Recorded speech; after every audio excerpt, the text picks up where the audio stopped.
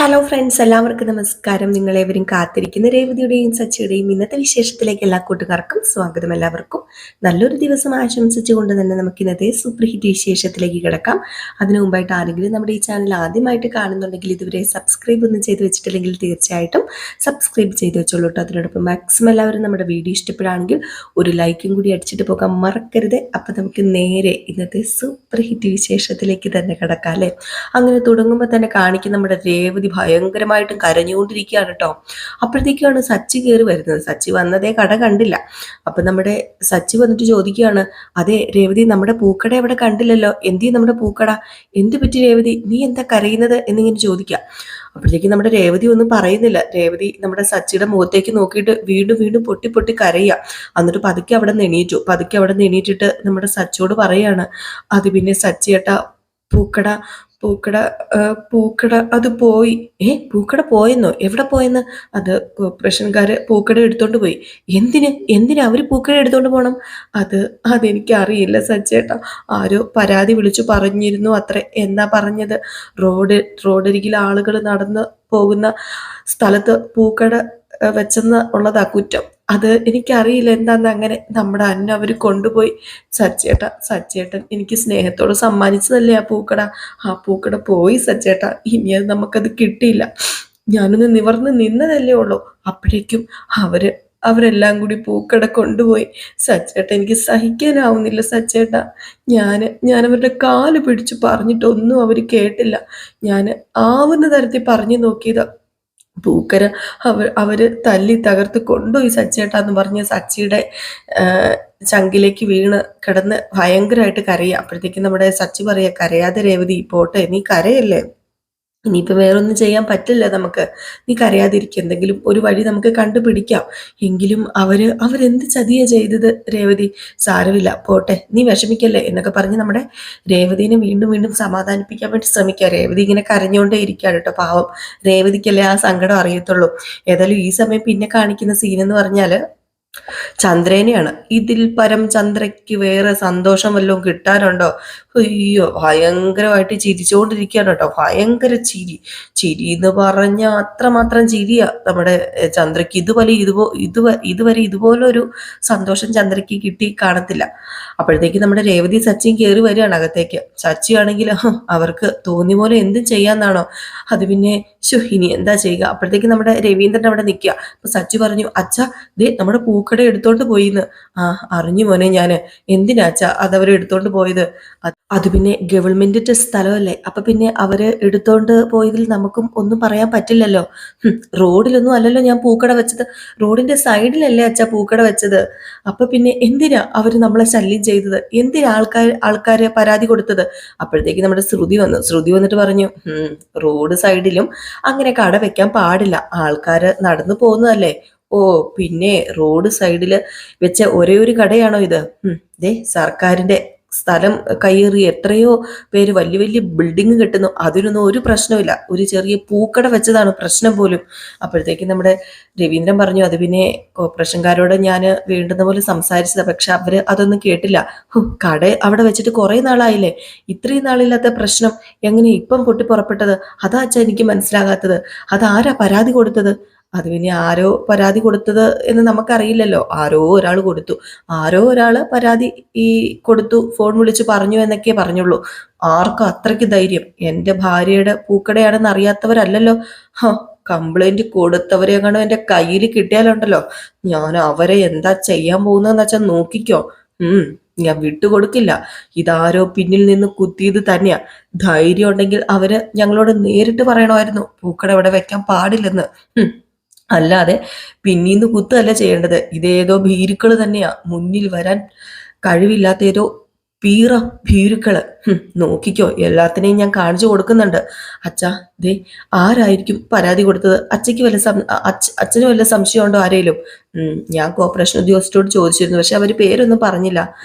പിന്നെ അങ്ങനെ പറയാൻ വഴിയില്ലായിരിക്കും, അങ്ങനെ പറയാനുള്ള ആ ഒരു ഇതില്ല ആർക്കും. പൂക്കട വെച്ചതിന് തൊട്ടപ്പുറത്തുള്ള ആള് ഇഷ്ടക്കേടോടെ നോക്കാറുണ്ടായിരുന്നു. ചിലപ്പം പരാതി കൊടുത്തത് അയാളാണോ? അയാളാകാനും ചാൻസ് ഉണ്ട്. അപ്പോഴത്തേക്ക് നമ്മുടെ ശ്രുതിക്കും ചന്ദ്രയ്ക്കും ആശ്വാസമാകുക, ഇവരെ സംശയിച്ചിട്ടില്ലല്ലോ, അതുകൊണ്ടാണ് അവർക്ക് സന്തോഷമായത്.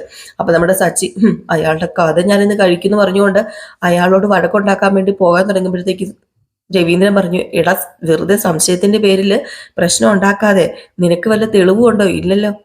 പിന്നെ ദേ ഞാനൊരു കാര്യം പറയാച്ചാ, അയാള് തന്നെയാ പരാതി കൊടുത്തത്.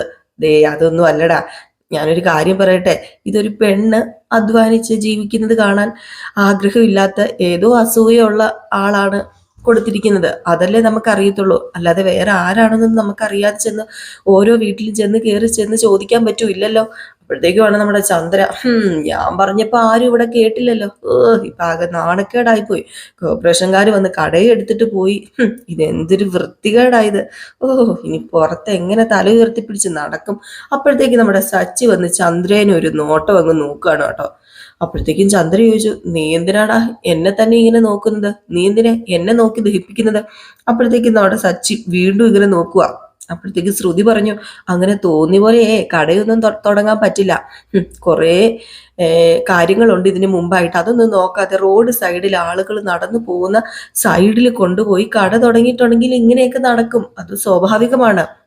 എങ്ങനെ നടക്കുന്ന പൗഡർ എടുത്തി പറയുന്നത്? അത് ഇപ്പൊ കട പോയില്ലേ, അങ്ങനെ അങ്ങനെ നടക്കും.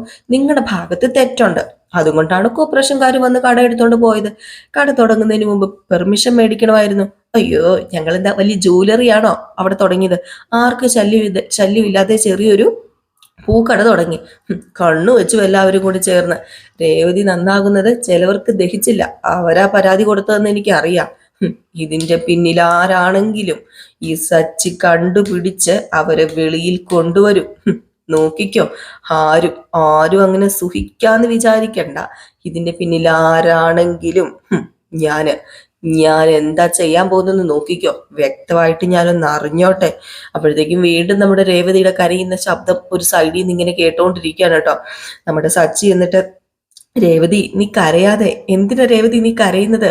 ദേ തളരരുത്, തളരാൻ പാടില്ല. തളർന്നു കഴിഞ്ഞാലേ കാണാൻ ഒരുപാട് പേരുണ്ടാകും. നിന്റെ ഈ കണ്ണുനീര് കാണാനും അത് കണ്ട് ആസ്വദിക്കാനും ഒരുപാട് പേരുണ്ട്. അതുകൊണ്ടാ പറയുന്നത്, നീ തളരരുത്. അങ്ങനെയൊന്നും നമ്മൾ തളരില്ല. അതെ, നമ്മൾ തന്നെ വഴിവെട്ടി വന്നവരല്ലേ, ഇനിയും നമുക്ക് വഴി കിട്ടും വെട്ടാന്, നമ്മൾ വഴി വെട്ടും. എത്ര വഴി അടഞ്ഞാലും ഒരു വഴി ദൈവം തുറന്നു തരും, ആ വഴിയിലൂടെ നമ്മൾ മുന്നോട്ടേക്ക് പോകും. അതുകൊണ്ട് ദേ രേവതി നീ കരയാതിരിക്കും. അപ്പോഴത്തേക്ക് നമ്മുടെ രവീന്ദ്രൻ പറഞ്ഞു, സച്ചി പറയുന്നത് കേട്ടില്ലേ, നിനക്ക് ഇങ്ങനെ എല്ലാത്തിനും സപ്പോർട്ടായിട്ടുള്ള ഒരു ഭർത്താവ് കൂടെ ഇല്ല മോളെ, പിന്നെ എന്തിനാ നീ കരയുന്നത്? ദേ ഒരു വഴി അടഞ്ഞു, മറ്റൊരു വഴി ദൈവം തുറന്നു തരും, അങ്ങനെ നീ ചിന്തിക്ക് എന്നിങ്ങനെ പറഞ്ഞപ്പോഴത്തേക്ക് നമ്മുടെ സച്ചി പറഞ്ഞു, എന്ത് ചെയ്യാനാ അച്ഛാ, നമ്മൾ അവളെ കുറ്റം പറഞ്ഞിട്ട് കാര്യമില്ലല്ലോ, അവളൊന്ന് പതുക്കെ ഉയർന്നു വന്നതല്ലേ ഉള്ളൂ, അവളുടെ ഏക വരുമാന മാർഗമല്ലായിരുന്നോ എന്നെ സഹായിക്കാനും ഈ വീട്ടിലേക്ക് സഹായിക്കാനും ഒക്കെ അവള് ഈ വരുമാന മാർഗത്തിലൂടെ കണ്ടെത്തിയതല്ലായിരുന്നോ? എന്നിട്ട് ഇത്ര പെട്ടെന്ന് അതില്ലാതായപ്പോൾ അവളുടെ മാനസികാവസ്ഥയും നമ്മൾ മനസ്സിലാക്കണമല്ലോ എന്നൊക്കെ ഇങ്ങനെ പറയാണ്. അപ്പൊ ഇത് കേട്ട് കഴിഞ്ഞപ്പോഴത്തേക്ക് നമ്മുടെ ശ്രുതിയും ചന്ദ്രയും പരസ്പരം നോക്കിയിട്ട് ഭയങ്കര ചിരിയാണ് കേട്ടോ. അയ്യോ, സഹിക്കാൻ പറ്റുന്നില്ല, അതുപോലെ ചിരിയാണ്. രണ്ടും കൂടെ കണ്ണൊക്കെ ഇങ്ങനെ പരസ്പരം കാണിക്കാണ്. നമ്മുടെ രേവതിയുടെ കരച്ചിൽ കണ്ടപ്പം ചന്ദ്രയ്ക്ക് പിന്നെ ഇതിൽ പരം സമാധാനം വേറെ ഒന്നും വേണ്ടല്ലോ. ഏതായാലും ഈ സീൻ കഴിഞ്ഞ് പിന്നെ കാണിക്കുന്ന സീൻ എന്ന് പറഞ്ഞാല്, രേവതി അകത്തേക്ക് കയറി പോയി കഴിഞ്ഞപ്പോഴത്തേക്ക് നമ്മുടെ ചന്ദ്രയുടെയും ശ്രുതിയുടെ അടുത്തേക്ക് സച്ചി വരികയാണ് കേട്ടോ. എന്നിട്ട് വീണ്ടും രൂക്ഷമായിട്ട് നോക്കുകയാണ്. കാരണം വേറൊന്നുമല്ല, സച്ചിക്ക് ഏകദേശമൊക്കെ പിടികിട്ടി കഴിഞ്ഞു, ഇതിനു പിന്നിൽ ആരാണ്, എന്താണ്, എന്തിനാണ് എന്നൊക്കെ മനസ്സിലായി. അപ്പൊ അതുകൊണ്ടാണ് രൂക്ഷമായിട്ട് നോക്കുന്നത്. അപ്പൊ നമ്മുടെ ചന്ദ്ര ചോദിച്ചു, നീ എന്തിനാടാ എന്നെ ഇങ്ങനെ രൂക്ഷമായിട്ട് നോക്കുന്നത്? ഞാനാണ് കംപ്ലൈന്റ് കൊടുത്തതെന്ന് നീ കരുതുന്നുണ്ടോ? ഞാനും അരിയാഹാരം തന്നെ അമ്മ കഴിക്കുന്നത്. തെളിവ് കണ്ടെത്തിയതിന് ശേഷം ആരാണെന്ന് ഞാൻ ഉറപ്പിച്ചു പറയാം. ഇപ്പൊ ഞാനൊന്നും പറയുന്നില്ല, എന്നെ കൊണ്ടൊന്നും പറയിപ്പിക്കണ്ട. എന്തായാലും ചെറിയ ബുദ്ധിയുള്ളവരൊന്നും അല്ല ഇതിന്റെ പിന്നില്, ക്രിമിനൽ ബുദ്ധിയുള്ളവരാ ഇത് ചെയ്തിരിക്കുന്നത്. ചെറിയ ബുദ്ധി ഉള്ളവർ ചെയ്താൽ ഇങ്ങനെയൊന്നും ചെയ്യില്ല. അതുകൊണ്ട് അമ്മയല്ല ഇത് ചെയ്തതെന്ന് എനിക്കറിയാം, പക്ഷേ ഇത് ചെയ്തത് വെറും ക്രിമിനല് എന്ന് പറഞ്ഞ് നമ്മുടെ ശ്രുതിയുടെ മുഖത്തും കൂടെ നോക്കുകയാണ് കേട്ടോ. അപ്പൊ നമ്മുടെ രേവതി വീണ്ടും തിരിച്ചു വന്നിട്ട് രേവതി പറഞ്ഞു, സച്ചിയേട്ടാ, അവര് എടുത്തിട്ട് പോയ നമ്മുടെ പൂക്കട അത് തിരിച്ചു കിട്ടുമായിരിക്കും ഇനി? അതൊക്കെ കിട്ടും മോളെ, കിട്ടും, നമുക്ക് നോക്കാം. അപ്പോഴത്തേക്ക് നമ്മുടെ ശ്രുതി പറഞ്ഞു, പരാതി പോയ സ്ഥിതിക്ക് ഇനി അത് തിരികെ കിട്ടാനൊന്നും പോകുന്നില്ല. ഇനിയിപ്പൊ കട തിരികെ കിട്ടിയാൽ തന്നെ ഇനി അതവിടെ വെക്കാനുള്ള പെർമിഷൻ ഒന്നും കിട്ടത്തില്ല. അപ്പോഴത്തേക്ക് നമ്മുടെ രേവതി വീണ്ടും തകർന്നിട്ട് അയ്യോ സച്ചേട്ടാ. അപ്പോഴത്തേക്ക് സച്ചു പറഞ്ഞു എടി നീ ആളോട് ഇതൊക്കെ തീരുമാനിക്കുന്ന മിണ്ടാതിരിക്കടി പൗഡർ അടുത്ത് അവിടെ കിടന്ന് കൂടുതൽ സംസാരിക്കുന്നു. അപ്പൊ നമ്മുടെ രേവതി പറഞ്ഞു സച്ചേട്ടാ പഴയതുപോലെ ഞാൻ ഇനിയിപ്പം അടുക്കളക്കാരി മാത്രം ആവൂലേ? ദേ വരുമാനം കിട്ടാത്തവളായല്ലേ, വീട്ടുജോലികൾ മാത്രം ചെയ്ത് ഞാനിവിടെ ഇനി ഒതുങ്ങിക്കൂടണ്ടേ? വരുമാനം കിട്ടില്ലല്ലേ എനിക്ക്, സച്ചേട്ടനെ സഹായിക്കാൻ പറ്റില്ലല്ലേ എനിക്ക്? രേവതി ഞാൻ പറഞ്ഞല്ലോ നിന്നോട് ഞാൻ എത്ര പറഞ്ഞാലും മനസ്സിലാവില്ല രേവതി, നിന്നോട് ഞാൻ പറഞ്ഞു മനസ്സിലാക്കിയിട്ടില്ലേ? അപ്പോഴത്തേക്ക് നമ്മുടെ രവീന്ദ്രൻ പറഞ്ഞു ദേ ഒരു പെണ്ണിന് തൊഴിൽ ചെയ്ത് മുന്നേറണമെങ്കിൽ പല പ്രതിസന്ധികളും മുന്നിൽ വരും, പല ശത്രുക്കൾ വരും. നീ വളരുന്നതിൽ അസൂയുള്ള ശത്രുക്കളാ ഇതിന് പിന്നിലുള്ളത്. നീ തോറ്റു കൊടുക്കാതെ മുന്നേറുക മോളെ വേണ്ടത്. ഇതൊന്നും മനസ്സിൽ കൊടുക്കരുത്. ഇതൊക്കെ മനസ്സിൽ കൊടുത്താലാ തളർന്നു പോകുന്നത്. മോൾ ഇതൊക്കെ അങ്ങ് വിട്ടുകളാ, എന്നിട്ട് ധൈര്യമായിട്ട് മുന്നേറ്. അത് പിന്നെ എങ്ങനെ മനസ്സിൽ കൊടുക്കാതെ ഇരിക്കും അച്ഛാ? ഈ ഈ തൊഴിലല്ലേ എനിക്കറിയത്തുള്ളൂ, വേറെ ഒരു തൊഴിലും എനിക്കറിയില്ല. റോഡരികിൽ പോലും കട വെക്കാൻ അനുവദിക്കുന്നില്ല. എന്ത് ലോകമായത് എനിക്ക് മനസ്സിലാവുന്നില്ല. ഇനി ഞാൻ എവിടെയാ കട വെച്ച് തൊഴിലെടുക്കുന്നത്? എങ്ങനെ മുന്നോട്ട് പോകും? എൻ്റെ സച്ചേട്ടനെ എങ്ങനെ ഞാൻ സഹായിക്കും? അപ്പോഴത്തേക്ക് നമ്മുടെ ചന്ദ്ര പറഞ്ഞു ഇപ്പൊ ഇങ്ങനെ മോങ്ങി നിന്നിട്ട് എന്താണ് ഈ കാര്യം? ഇനി നിനക്ക് പൂക്കട തുടങ്ങാൻ ഒന്നും പറ്റില്ല. വെറുതെ നീ ഇവിടെ കിടന്ന് മോങ്ങണ്ട. അയ്യോ എന്തൊരാട്ടമായിരുന്നു ഇവിടെ കിടന്ന് നടത്തിയിരുന്നത്. ചെറിയൊരു പൂക്കടയാ, എന്നാ നടന്നത് വലിയൊരു ഷോപ്പിംഗ് മോള് നടത്തുന്ന മുതലാളിയുടെ ഭാവത്തില്. എന്നിട്ട് എന്തായി? അപ്പൊ നമ്മുടെ രവീന്ദ്രൻ പറഞ്ഞു ചന്ദ്രൻ വേണ്ട, രവിയേട്ടാ ശ്രുതിയെ നോക്ക്, അവള് സ്വന്തമായിട്ടൊരു ബ്യൂട്ടി പാർലർ നടത്തുന്നു, പടിപടിയായിട്ട് വളർന്നുകൊണ്ടിരിക്കുന്നു. പിന്നെ വർഷയുടെ കാര്യം ഞാൻ പറയേണ്ട ആവശ്യമില്ലല്ലോ. ആ പിന്നെ ശ്രുതിമോൾ ഇങ്ങനെ വളരാൻ എന്താ കാരണം? ശ്രുതിക്ക് അതിനുള്ള കഴിവുണ്ട്, അതിനുള്ള വഴിയുണ്ട്. നിനക്കേ ഒരു കഴിവുമില്ല, ഒരു കഴിവും. പൂക്കട നടത്തിയിട്ട് നീ ഒന്നും ആകാൻ പോകുന്നില്ല മോളെ. അതുകൊണ്ട് വെറുതെ എന്തിനാ നീ ഇനിയും കഷ്ടപ്പെടുന്നത്? അത് എടുത്തോണ്ട് പോയതേ നന്നായി എന്നാ ഇപ്പൊ എനിക്ക് തോന്നുന്നത്. അത് തന്നെയാ നല്ലത്. അപ്പൊ വീണ്ടും രവീന്ദ്രൻ പറഞ്ഞു ഇതേ ചന്ദ്ര, രേവതി നല്ല വിഷമത്തില, ഇനി നിന്റെ സൈഡിൽ നിന്നൊന്നും വേണ്ട കേട്ടോ. നിന്നോട് ഞാൻ വേണ്ടെന്ന് പല പ്രാവശ്യം പറഞ്ഞിട്ടുള്ളതാ. വായ അടയ്ക്കുന്നത് നിനക്ക് നല്ലത്. ഇനി വായ അടച്ചില്ലെങ്കിലേ ദേ എല്ലാവരുടെയും മുമ്പിൽ വെച്ച് ഞാൻ നിന്നെ ഉണ്ടല്ലോ. അപ്പൊ നമ്മുടെ രേവതി പറഞ്ഞു അമ്മ പറയട്ടെ അച്ഛ, അമ്മ പറയട്ടെ. കൂടുതൽ ഞാനൊന്നും ആഗ്രഹിക്കരുതായിരുന്നു, സ്വപ്നം കാണരുതായിരുന്നു, അതായിരുന്നു വേണ്ടത്. എനിക്ക് അങ്ങനെയൊന്നും പറഞ്ഞിട്ടില്ല, അതാ എല്ലാം കൈവിട്ടു പോയത്. അത് പിന്നെ മോളെ നീ അങ്ങനെയൊന്നും ചിന്തിക്കല്ലേ. എങ്ങനെ ചിന്തിക്കാതിരിക്കും?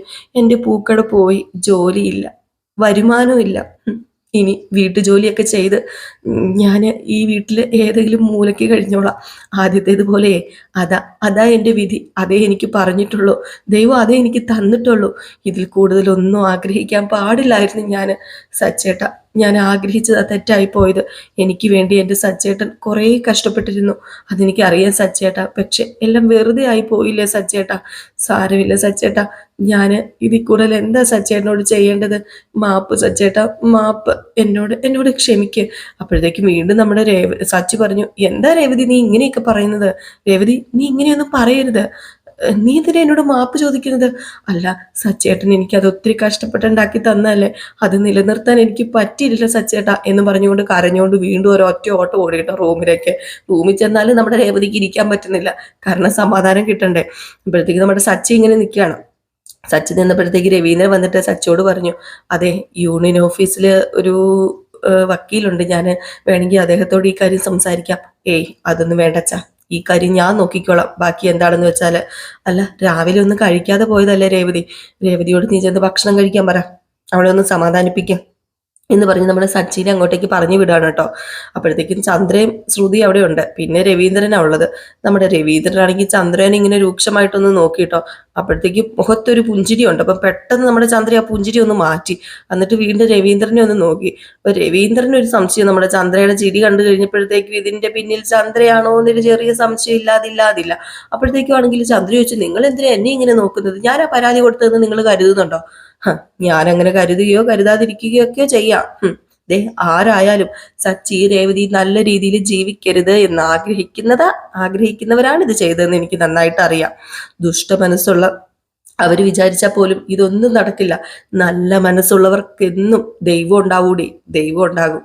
അത് മനസ്സിലാക്കിക്കോ. അതുകൊണ്ട് തന്നെ സച്ചിയുടെയും രേവതിയുടെയും ഒപ്പം ദൈവം ഉണ്ട്.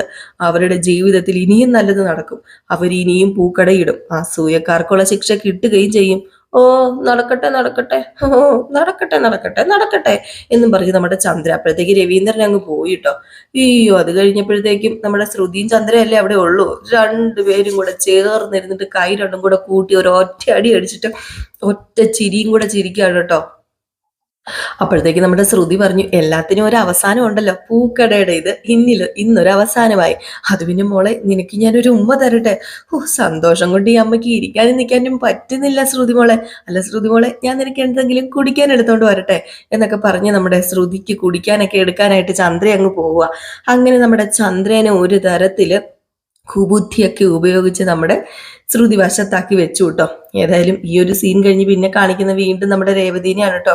രേവതിക്ക് ഉറക്കോ ഇല്ല, ഒന്നുമില്ല. അങ്ങനെ നമ്മുടെ രേവതി ഇങ്ങനെ ചാരി ഇരിക്കുകയാണ്. എന്നിട്ട് ആ ഒരു കട എടുത്തുകൊണ്ട് പോയ കാര്യങ്ങളും ആ അതായത് കോർപ്പറേഷൻകാർ പറഞ്ഞ കാര്യങ്ങളൊക്കെ ഇങ്ങനെ റിവൈൻഡ് ചെയ്ത് ഇങ്ങനെ ആലോചിച്ച് വീണ്ടും വീണ്ടും ഇരുന്ന് പാവം കരയാണ് കേട്ടോ. എന്നിട്ട് നമ്മുടെ ചന്ദ്ര പറഞ്ഞത് ഇങ്ങനെ ഓർക്കുക, നിനക്ക് ഒരു കഴിവും ഇല്ലടി, നീ കഴിവ് കെട്ടവളാടി, നീ ഇനി പൂക്കട ഇടാനും പോകുന്നില്ല, പൂക്കട ഇട്ട് കച്ചവടം നടത്താനും പോകുന്നില്ല എന്നൊക്കെ പറഞ്ഞ് ഇങ്ങനെ ഓർക്കുകയാണ്. അപ്പോഴത്തേക്കാണ് നമ്മുടെ സച്ചി വരുന്നത്. അപ്പൊ സച്ചി കയ്യിൽ എന്തൊക്കെയോ തൂക്കി പിടിച്ചോണ്ട് വരുവാണ്. അപ്പൊ രേവതി കരയുക. അപ്പോഴത്തേക്കും സച്ചി പറഞ്ഞു, രേവതി ഞാൻ നിന്നെ എവിടേക്ക് നോക്കി, നീ എന്തിനാ ഇവിടെ വന്നിരിക്കുന്നത്? നിനക്ക് എന്താ പറ്റിയത്? അത് പിന്നെ എന്നെ പോലെയുള്ള ആളുകളെ ഇരുന്നിടത്ത് തന്നെ ഇരിക്കണം, ഉയർന്നു വരാൻ ആരും അനുവദിക്കില്ലല്ലേ സച്ചേട്ടാ. നീ അത് തന്നെ ആലോചിച്ചുകൊണ്ടിരിക്കാതെ ബാ, അത് വിട്, അത് പോട്ടെ. ഒരു വഴി ഇല്ലെങ്കിൽ വേറൊരു വഴി ഉണ്ടല്ലോ. ഒരു പക്ഷിക്കുഞ്ഞ് ആദ്യമായിട്ട് പറക്കാൻ തുടങ്ങുമ്പോഴേ ആകാശം ഇരുണ്ടു പോയാൽ എങ്ങനെയിരിക്കും? പിന്നെ അതിന് പറക്കാൻ പറ്റുമോ? ഇപ്പൊ അതുപോലെയാ സച്ചേട്ടാ എന്റെ അവസ്ഥ. നീ അങ്ങനെയൊന്നും ചിന്തിക്കാതെ രേവതി, നീ വന്നേ. ദേ, ഒന്നും കഴിക്കാതെയാ നീ ഇവിടെ ഇരിക്കുന്നത്. ദേ, ഇതുവരെ നീ ഒന്നും കഴിച്ചിട്ടില്ല, നിന്നോട് എണീറ്റ് വരാനാ ഞാൻ പറഞ്ഞത് എന്ന് പറഞ്ഞ് നമ്മുടെ രേവതിനെ പതുക്കെ പിടിച്ച് എണീപ്പിക്കുകയാണ് കേട്ടോ സച്ചി. എന്നിട്ട് ആ സൈഡിൽ കൊണ്ടിരുത്താണ്. അതായത് ടെറസിന്റെ മുകളിലാട്ടോ നമ്മുടെ രേവതി ഉള്ളത്. അപ്പം ഇപ്പുറത്തുനിന്ന് പിടിച്ചെണീപ്പിച്ചിട്ട് ആ സൈഡിൽ കൊണ്ടുപോയി ഇരുത്തി. എന്നിട്ട് നമ്മുടെ സച്ചി ഒരു പാത്രമൊക്കെ എടുത്തിട്ട് നമ്മുടെ രേവതിക്ക് ഇഷ്ടമുള്ള ആ ഒരു സാധനമാണ് കൊണ്ടുവന്നിരിക്കുന്നത്. ചിക്കൻ 65 അങ്ങനെ കണ്ടാണല്ലോ. അപ്പൊ അതൊക്കെ കൊണ്ടുവന്ന് നമ്മുടെ സച്ചി പറയാണ്, രേവതി ദേ, പറവയ്ക്ക് പറക്കാൻ ചിറകല്ലേ വേണ്ടത്, അല്ലാതെ ഇരുണ്ടു മൂടിയ ആകാശമോ തെളിഞ്ഞു മൂടിയ ആകാശമോ അതൊക്കെ മാറും. പക്ഷെ ചിറക് നിനക്കുണ്ട്, അതുകൊണ്ട് നിനക്ക് ഇനിയും പറക്കാൻ പറ്റും. ദേ, ഇതുവരെ നമ്മൾ ഇവിടെ എത്തിയതേ എങ്ങനെയാണെന്ന് നമുക്കറിയാലോ. ജീവിതം എന്ന് പറഞ്ഞാൽ അങ്ങനെയൊക്കെ തന്നെയാണ്. പ്രതിസന്ധികൾ കൂടെ കൂടെ വരും. അതിനെയൊക്കെ ധരണം ചെയ്ത് നമ്മൾ പോവുകയല്ലേ ചെയ്യേണ്ടത്. ദേ, നീ ഭക്ഷണം കഴിച്ചേ എന്നും പറഞ്ഞ് നമ്മുടെ രേവതിക്ക് ഭക്ഷണം കൊടുക്കാൻ വേണ്ടി തുടങ്ങാം. അപ്പോഴത്തേക്ക് നമ്മുടെ രേവതി പറഞ്ഞു, വേണ്ട സച്ചേട്ട, വേണ്ട. രേവതി, ജീവിതത്തിൽ കഷ്ടതകൾ ഉണ്ടാകുമ്പോൾ നമ്മൾ ധൈര്യമായിട്ടിരിക്കണം. എന്നാലേ നമുക്ക് കഷ്ടതകളെ വിരട്ടാനും ഇല്ലാതാക്കാനുള്ള ധൈര്യം കിട്ടത്തുള്ളൂ. അല്ലാതെ എല്ലാം തീർന്നെന്നൊക്കെ പറഞ്ഞ് കരഞ്ഞുകൊണ്ടിരുന്ന് കഴിഞ്ഞിട്ടുണ്ടെങ്കിൽ കഷ്ടത എങ്ങും പോകാതെ കസേരയിട്ട് അവിടെ വന്ന് ഞെളിഞ്ഞങ്ങിയിരിക്കും. പിന്നെ നമുക്ക് നേരിടാൻ പറ്റുമോ? അതുകൊണ്ട് നീ കൂടുതൽ ആലോചിക്കൊന്നും വേണ്ട. ഈ സച്ചി നിന്റെ കൂടെ ഇല്ലേ, നീ ഭക്ഷണം കഴിക്കുക. അത് പിന്നെ സച്ചേട്ട, എനിക്ക് ഭക്ഷണം വേണ്ട സച്ചേട്ട, വിശക്കുന്നില്ല.